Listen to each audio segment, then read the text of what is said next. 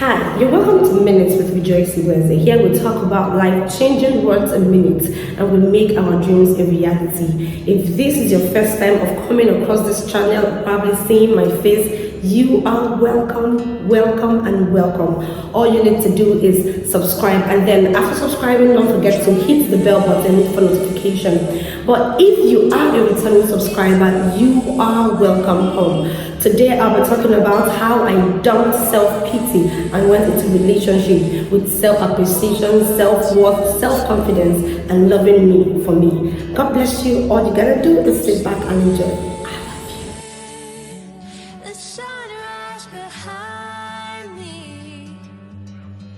You know how most persons have taken residence in the self-pity city, maybe as a result of the rejection you faced for a job that you really wanted, or probably you faced rejection while growing up, or probably a bad breakup, or maybe you had a terrible accident that left a scar that won't go away, just like mine. So this is me sharing my story. I have been there, and then the Lord made me whole. So if I can overcome it, you can also. So last year, 2020, precisely March, I had a terrible accident that left scars that won't go away no matter how hard I try. And despite the fact that the pain was excruciating, despite the fact that it was an overwhelming moment for me, I still had battle going on within me. I still fought self-pity. Now, this is one thing I need you to know. True affirmation comes not from what others say about you, but it first comes from what you say about yourself. So no matter how much people tried to tell me, oh, it's gonna go away, oh, you're still beautiful the way you are, because I was yet to tell myself those words, no matter all they were saying, I never believed in whatever they had to say. And it went on and on and on. I remember vividly my parents kept telling me, Riri, you are still beautiful. Riri, this will actually go away. This is a scar that won't stay forever. And I still wallowed in the self-pity. I was yet to realize that God has so much in stock for me. So I think here is one thing you need to know about me. I hate scars. I hate anything scars. I hate anything mark. Whilst growing up, I played with caution. In fact, any play that I notice that involves sharp objects and stuff, I would take myself off that play because I don't like anything scar on my skin. And boom, the accident happened, and it left me all shattered and left me feeling low, left me feeling that is just the end, because this is one thing I hate, and this is it happening to me. You know, in the book of Job, when Job said something, the things I greatly fear have befallen me. This is just me. I greatly fear having scars on my skin, and then boom, this is me having it. Not just one, but two, and it wasn't funny. It wasn't just funny. Yes, the pain was excruciating, but right on the hospital bed, all that kept rushing in my mind and in my head was the scars that would not go away. So the stitches, the injections, the drugs I was taking, it wasn't as painful as the battle that was happening within me. Rejoice, you are gonna have the scars. Rejoice, the scars are not going to go away. No matter how much you try to make it go away, it won't go away. So it was a battle. I just hope that you passing through self-pity, you passing through depression or frustration, you can make it go away by you letting God heal you totally and make you whole. I could remember waking up nights after nights and then sitting myself down and giving myself motivating words like, hey baby girl, you are still beautiful. Hey baby girl, the scars are gonna go away. Hey baby girl, with or without the scars, you are the best. And nothing happened. I still felt the same way. I still wallowed in self-pity. So no matter how hard I tried to tell myself words, in fact, I could still tell myself, you're just deceiving yourself. You are just deceiving yourself. And you know one thing, that the Bible said that is so profound. The Bible said a broken spirit dries the bone. It really, I was broken. But I tried my best to ensure that you don't see it. I tried my best to ensure that the world don't see how broken I am. But the only person that could see me at my most lonely state was just God. Because I remember night after night I cried again. I said, Lord, I wish you can make this go away. I wish this never happened. I wish I could turn back the hands of time. I wish I never had this experience. It's a terrible experience for me. But one thing that I kept hearing in my spirit is, my grace is sufficient for you. But I never settled with it. I never did. I never did settle with my grace is sufficient for you. Yes, it's a trying time, but I'm going to be there all through. And you know, when I said something that God is a present help in time of trouble. He was there. He was there all along. He was there when I cried. He was there when I talked silly words to myself. He was there. But I just didn't realize it on time. See, whatever you do, never allow negative voices to linger or to hang around you for too long, because it will eventually land you to the path of life that you would regret. And you gotta be very careful.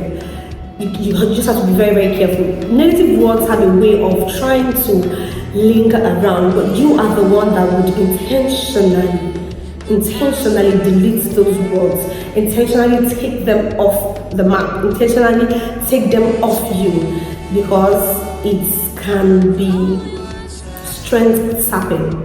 Negative words can sap you. Negative words have nothing good to give to you. Rather, it will land you to the wrong path of life. So beloved, I think this is one thing that you need to do. You need to allow outside compliments to be confirmation, not affirmation. It is about what you say to you first that matters. So don't allow their compliments become affirmation. It can be a confirmation. Don't allow it to become an affirmation. You need to love yourself so much. You need to speak to yourself so much. You need to believe in yourself so much. So by the time someone else realizes that, it becomes a confirmation, not an affirmation.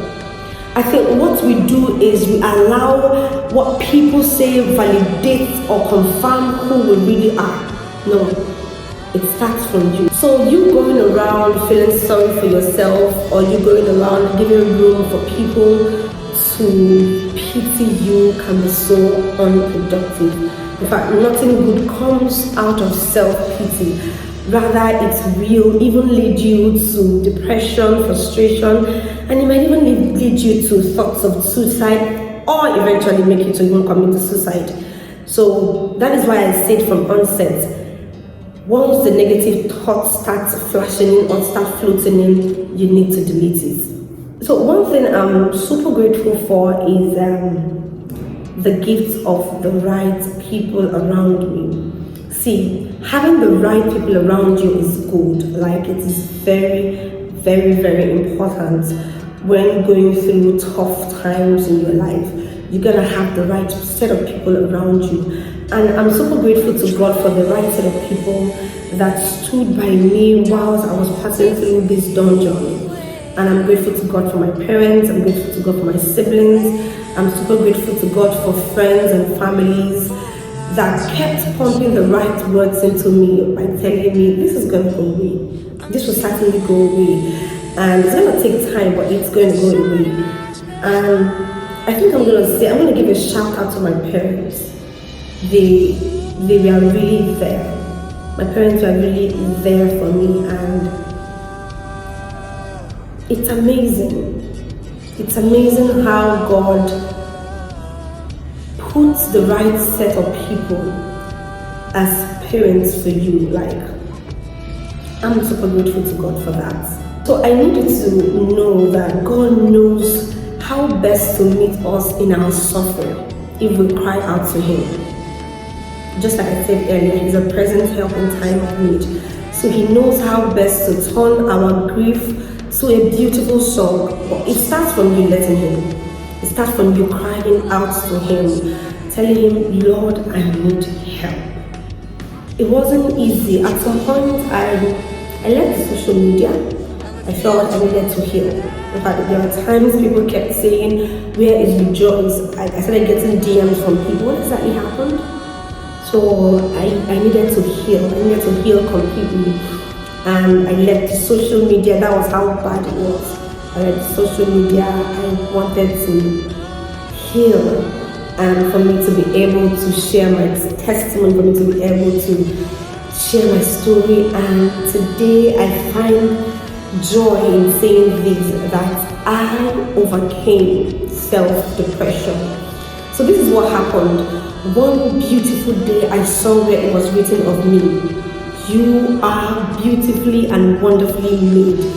And just that moment, all the grief that self-pity had on me, that me feeling low, me feeling all manner of negative ways about myself, it all left me.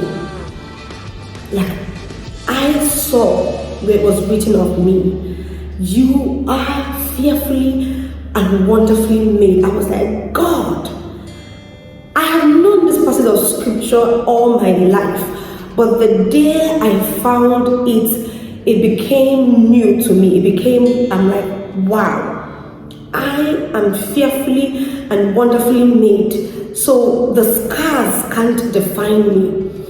The scars doesn't define who I'm created to be. And I was like, wow. So the cloak was taken off me. The self-pity left me. And I felt a new me. I felt brand new. I took a deep breath. I was like, wow, this is life. It was a miracle. And then I realized that the scars are a reminder of God's faithfulness towards me. The scar became a print on my flesh by God, for me not to forget for a minute how graceful, how loving and protective He is to me. So it might appear as a scar to people, but to me, it's simply a mark of God's covenant of goodness towards my life. So that was how I gracefully dumped self-pity and I tapped into new me, into loving the me that God has created. I tapped into self-confidence, into self-worth, into valuing myself the more. So here's what I've got to say about the scar. My scar is a story. Each one represents a journey, an emotion, a torment that I passed through. To some persons, they see their scars as memories they want to erase. In fact, sometimes they wish they could turn back the hands of time. They wish it had never occurred.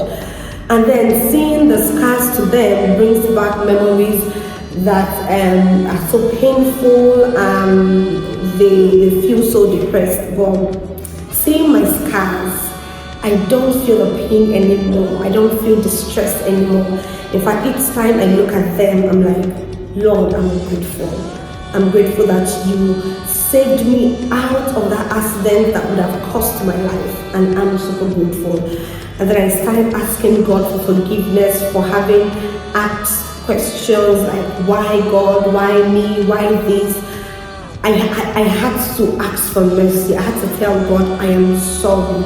I felt that way. I'm sorry I questioned you. I don't stare at the scars again in agony or probably me berating myself for how it has permanently marred my skin. I don't do that anymore.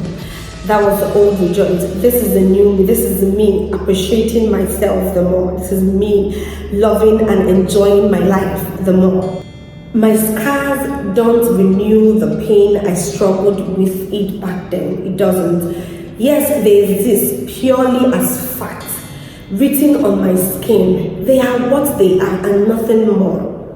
They are just scars and nothing more. I am never ashamed of the scars that remain. They are part of my identity. In fact, I started rocking my skirts, I started rocking my gowns, I stopped frequently putting on hosts and stuff. Yes, this is a journey I have been on, and it has shaped every bit of me. I am more grateful than I am before. I love me more, I do me more. Each day I appreciate God for turning my life around. So each time I look at myself in the mirror, all I see is a little girl that has been gracefully saved out of destruction. And I love that feeling, like I love it. I will not be ashamed of the past, but I will never forget where I'm coming from and what I have been through and how grateful I am to God. I am fiercely proud to be alive today. Don't look at my scars with pity, no, don't. But all I need you to do is be proud of the young girl speaking to you right now, because I overcame. I am enjoying the new me, and I want you to. So no matter what you're passing through right now, no matter how overwhelming the situation is, no matter how bad you were treated yesterday and then it left scars that won't go away, all you need to do is stretch your hands out and cry out for help to the one who is ready to help you. And his name is Jesus. He is a present help in time of need. He can hear you. He can hear you. So cry out to him, and he won't disappoint. He didn't disappoint me, so why do you think he will disappoint you? So I'm enjoying me, and I love me more. So if this video has transformed your life right now, all you have to do is share it to people that really needs to hear it. Share it to people that really needs to watch it, and be a blessing to someone today. Transform another person's life. Tell people that their lives can be transformed. You don't need to wallow in self-pity, but you have to love you the more. You have to speak the right words to yourself. I love you, but wait, don't forget to subscribe if you are yet to subscribe. And after subscribing, also hit the bell button so that you get notification each time I post new videos. And if you are a returning subscriber, I am super grateful. I appreciate all that you do. And also don't forget to leave comments on the comment section. God bless you. Have a beautiful life ahead. I love you. Yes, I really do. I celebrate you always.